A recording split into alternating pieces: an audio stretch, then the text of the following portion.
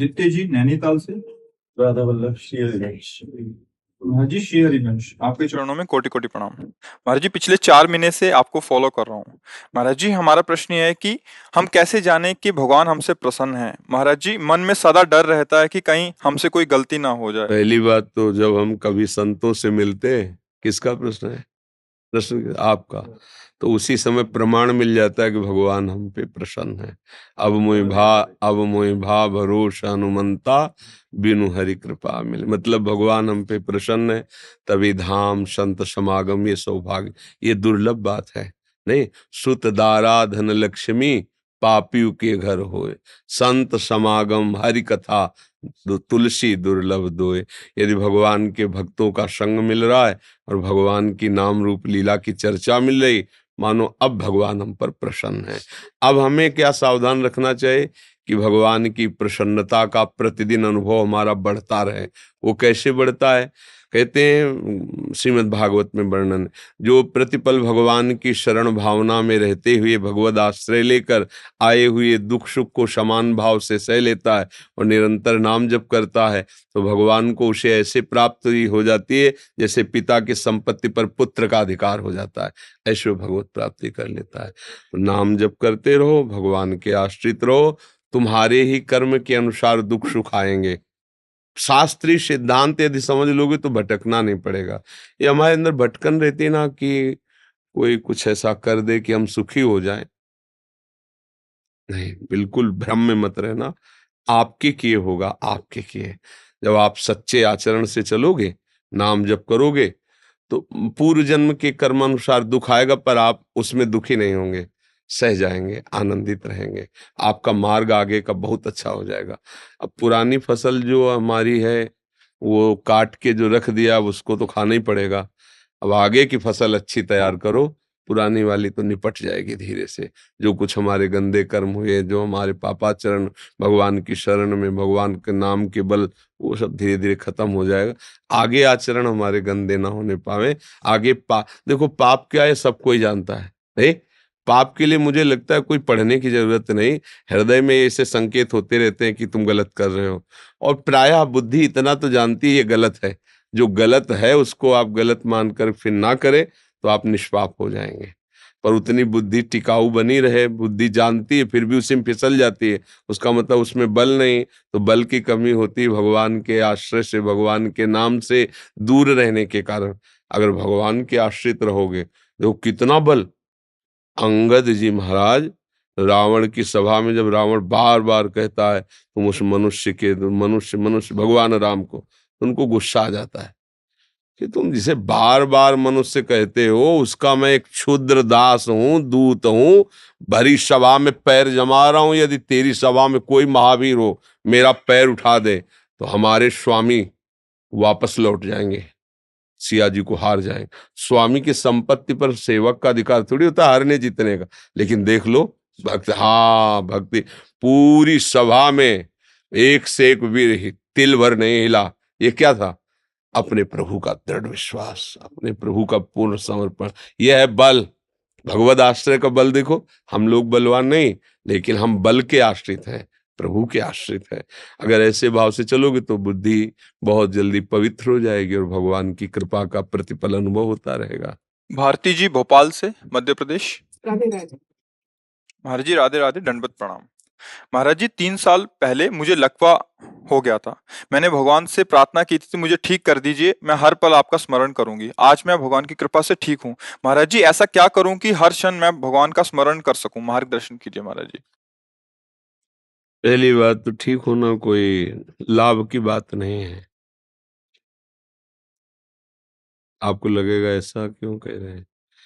क्योंकि एक बात आ रही है जिसका निवारण हो ही नहीं सकता, जिसका नाम है मृत्यु। चाहे लकवा लगा हो या स्वस्थ हो, उसका प्रहार तो होना ही है मृत्यु का। अब कब, किस सेकंड में, किस दिन में, किस महीने में, किस साल में, इसका पता नहीं है। हम भगवान से ये मांगे कि अब हमें आपके श्री चरणारविंद की भक्ति, प्रेम, ज्ञान ये प्राप्त हो। ये शरीर आज तो है, कल नहीं रहेगा, किसी का भी हो। ये इसका कुछ दिनों के लिए स्वस्थ हो जाना कोई लाभ की बात नहीं हमारी दृष्टि में।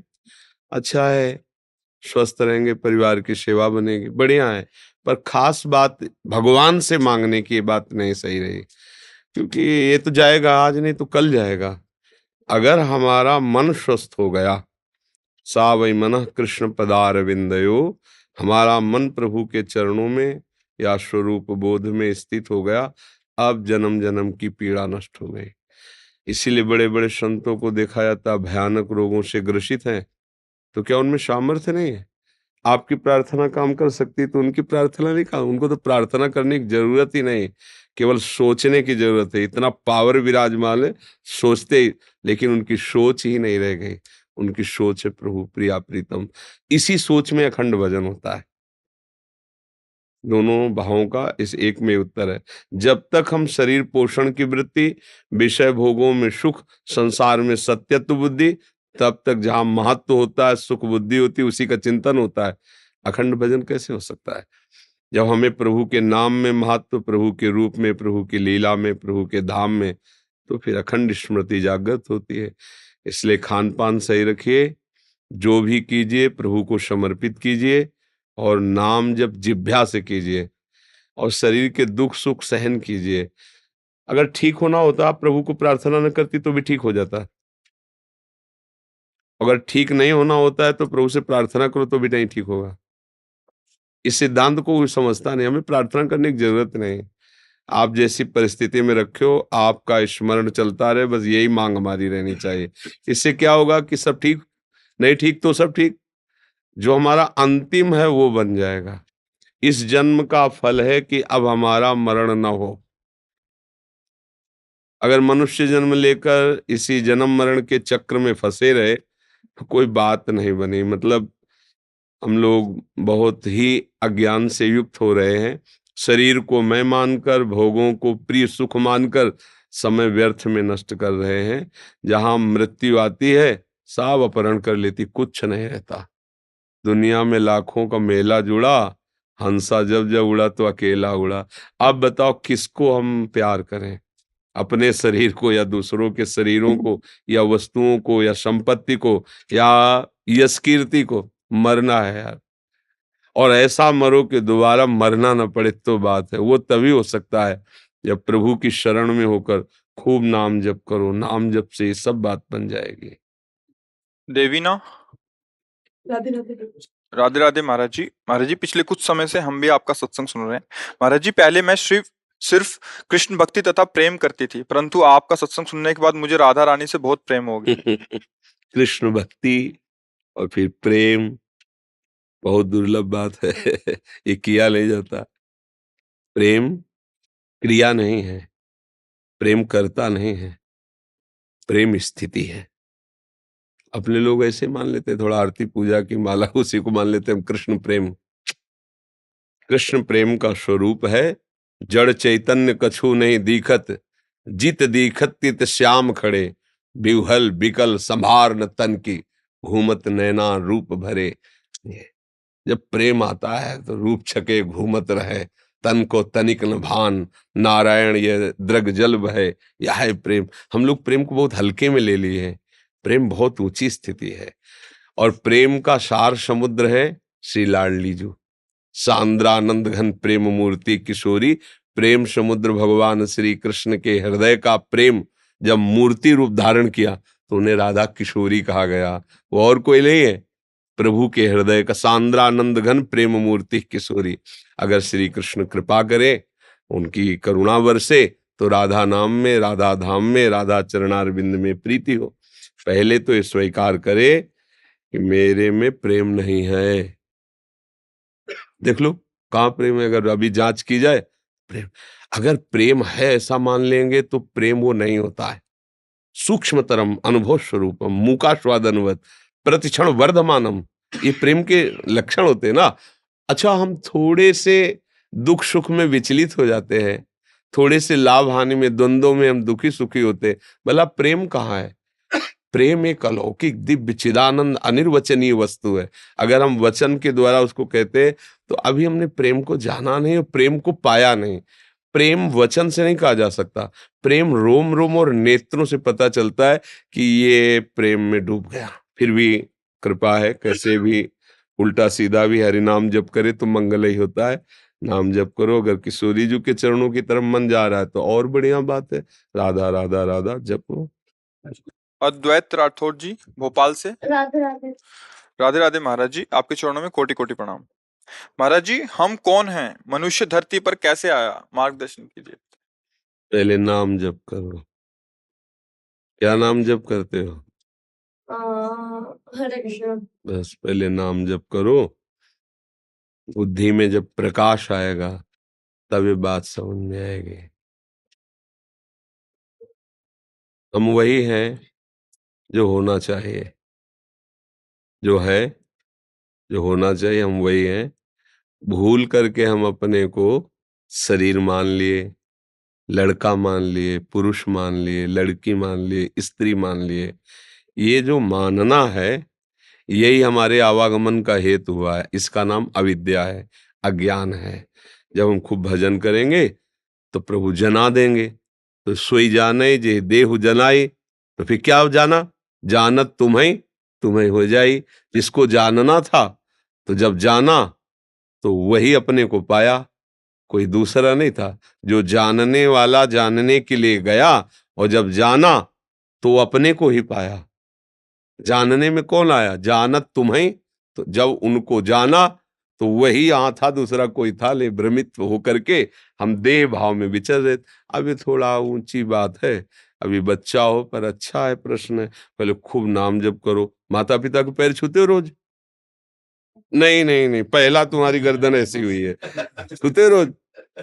अब कैसे बिना माता पिता के आशीर्वाद के, बिना बुजुर्गों के चरण छुए, उनकी आज्ञा में रहे, ज्ञान कैसे प्रकाशित होता है? भगवान भी अपने माता पिता के पैर छूते थे। प्रातः काल उठ के रघुनाथा मात पिता गुरु नाम, ऐसा पहले माता पिता के पैर छुआ करो रोज ना। और अपने जितने बड़े घर में हैं सबके पैर छुओ, सबसे छोटे बनने की भावना करो और नाम जप करो। भगवान कृपा करेंगे तो आगे पता चल जाएगा कि हम कौन हैं, हम किनके हैं, हमारा अस्तित्व क्या है। यही ज्ञान है। जब पता चल गया फिर अब कुछ, जिसके जानने के बाद कुछ जानना बाकी नहीं रहता, जिसके पाने के बाद कुछ पाना बाकी नहीं रहता, वही भगवान है, वही हमारी आत्मा है, वही हमारे प्रीतम है, वही हमारे प्राणाराध्य है। खूब नाम जप करो। राम राम कृष्ण कृष्ण हरि हरि, राम कृष्ण हरि बोलो। मंगल ही मंगल है। भाव को भाव अनख आलसहु, नाम जपत मंगल दिस दशहु। परम आनंद आ जाएगा यदि प्रभु का आश्रय ले लिया।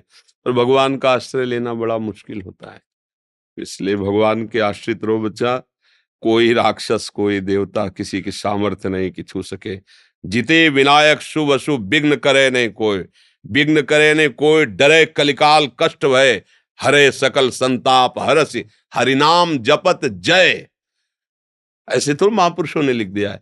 भगवान नाम उच्चारण करते। प्रहलाद जी को क्या हिरण्यकश्यप इतना भी डर पाया क्या? त्रिभुवनपति है, सब शक्तियां उसके अंदर, 5 वर्ष का बालक है, अंगूठे में रख दिया त्रिभुवनपति को, कांप गया कि मरेगा कैसे, हर उपाय करके हार। वो भगवान का नाम है। आप लोग समझते नहीं भगवान के नाम को, दौड़े घूम रहे कि कहीं कोई हमारे दुख को मिटा दे। जिससे तुम दुख मिटाना चाहते हो, अगर उसकी पोल जान जाओगे तो तुमसे ज्यादा वो दुखी है। हाँ, सुखी वही है जिसने भगवान का आश्रय ले लिया, भगवान का नाम जप कर रहा है। बस बिल्कुल आनंद इसी में है, भगवान की शरणागति में, भगवान के नाम में। विश्वास कर लो, विश्वास कर लो, प्रभु के नाम के सिवा तुम्हें कोई नहीं बचा सकता। एक महान दुख आ रहा है जो तुम देख नहीं पा रहे हो, काल। वो तुम्हें रौंद देगा, तुम्हारा सब कुछ छीन लेगा, तुम्हें नष्ट कर देगा। एक बार मरना तो है ही, अब ऐसा मरो कि दोबारा मरना ना पड़े। राधा राधा राधा राधा, लाडली कृपा करो। बस यही जीवन का सार है। कलिकाल का विकराल नाटक बढ़ता चला जा रहा है, सतमार्ग लुप्त होता जा रहा है, सच्ची बात कोई धारण नहीं करना चाहता है, इसीलिए सब दुखी हो रहे हैं। भगवान का भजन करो, भगवान के आश्रित रहो, माना दुख आएगा, तुम्हें सहने की सामर्थ्य मिलेगी, भगवान का तुम्हें प्यार दुलार मिलेगा। और जब यहाँ से जाएंगे तो भगवान के घर जाएंगे, धाम जाएंगे। बस यही आनंद का स्वरूप है। और तो यहाँ एक संकट निपटे दूसरा संकट तैयार, एक कामना पूर्ति हुई दूसरी कामना तैयार। तो ये बहुत विचित्र माया है।